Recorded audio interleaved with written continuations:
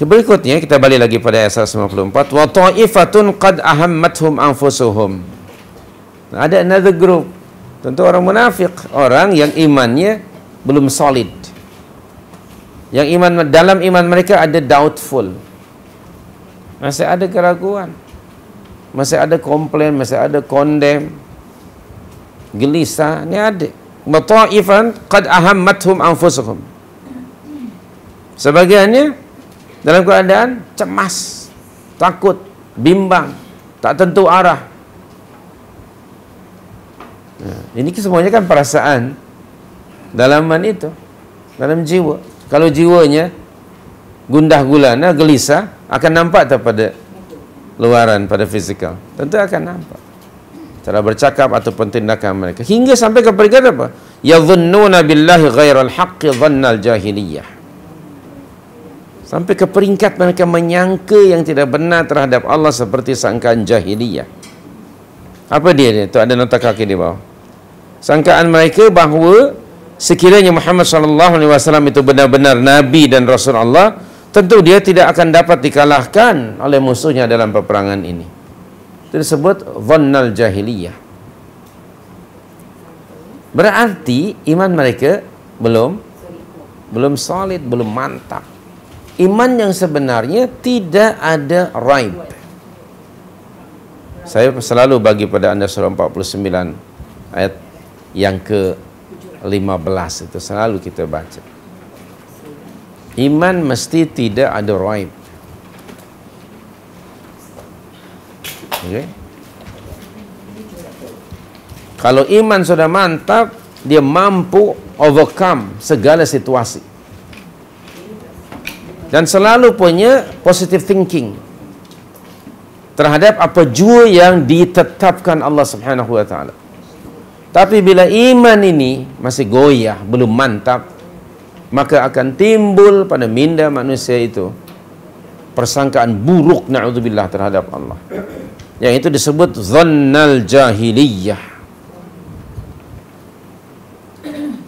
Allah menyebutkan dhannal jahiliyah. Dhann itu lawannya yakin.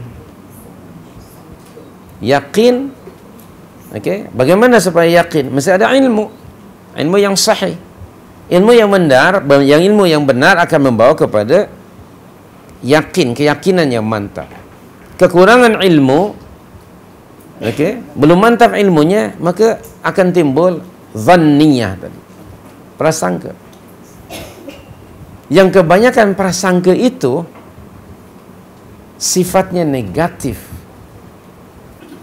Sebagai satu contoh dalam surah 49 ayat 49 ayat yang ke-11 ke?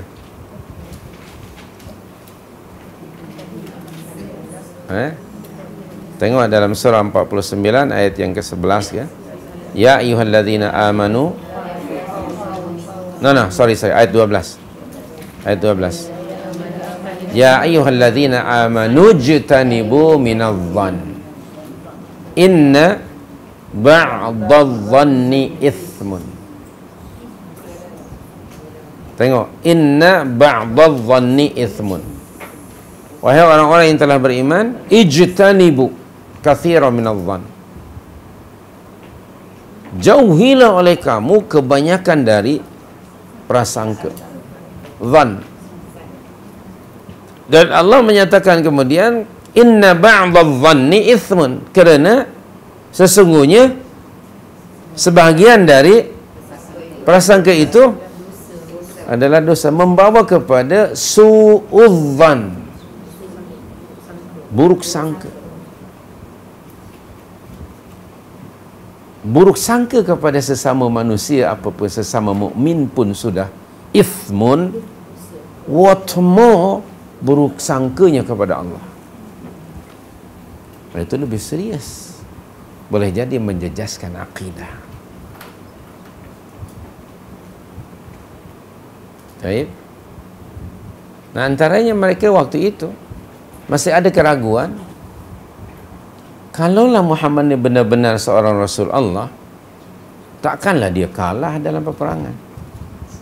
Bukankah Allah sentiasa bersama Rasulnya, membantu dan menolongnya? Tapi dia kalah.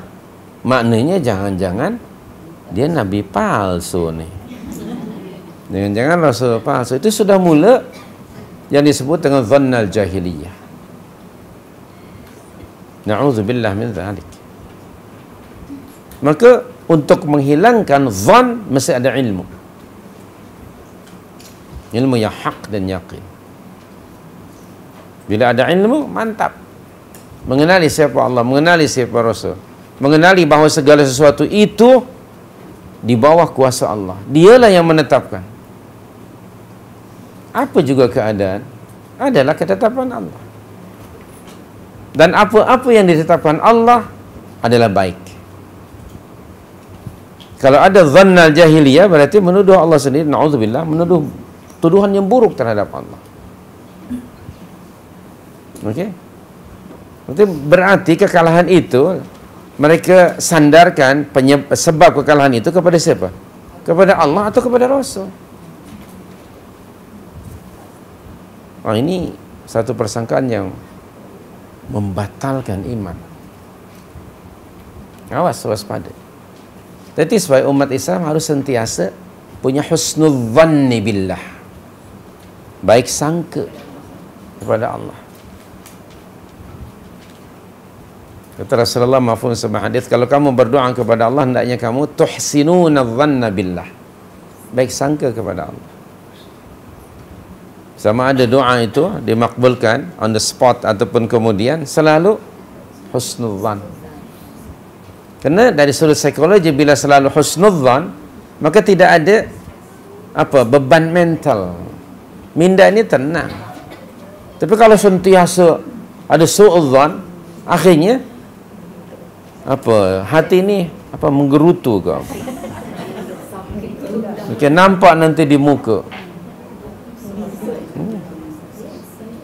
So kita mesti husnul dhanni billah.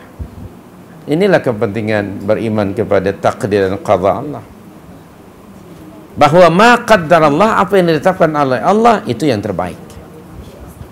Maka itu alhamdulillah ala kulli hal. Alhamdulillahilladzi bi ni'matihi tatimmus salihat. Sentiasa bertahmid. Semalam Dr. Abdullah Yasir menerangkan tentang 4 jenis tahmid. 4 kali bertahmid dalam tafsir Ad-Durrul Manthur. Okey. So, mukmin kalau sentiasa punya husnul dhanni billah, dia tidak akan tension hidup. Itu kan psikologi itu, kejiwaan itu. Maka kita mesti memiliki husnul dhanni billah.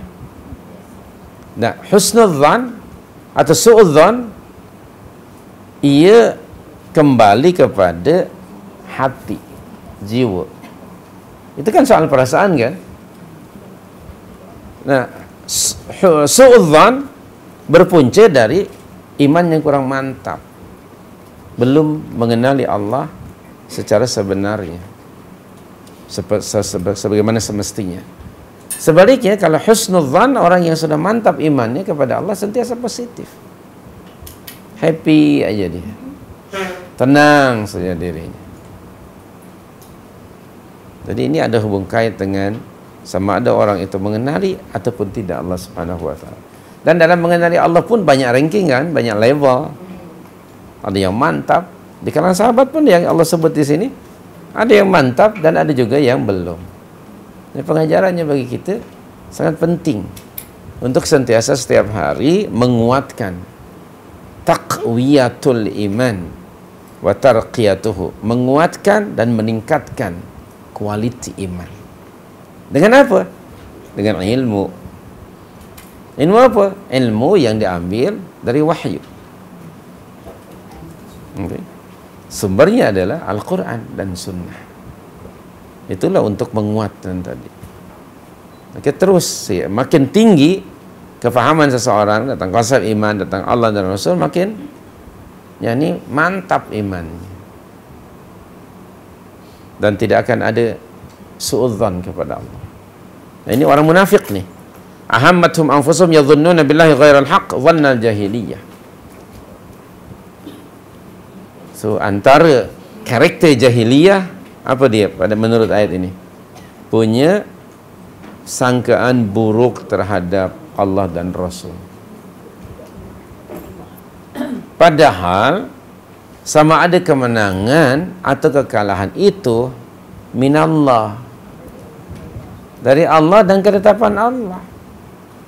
Adapun usaha manusia setelah dia memahami sunnatullah itu hanya menjadi sebab kepada musabbab.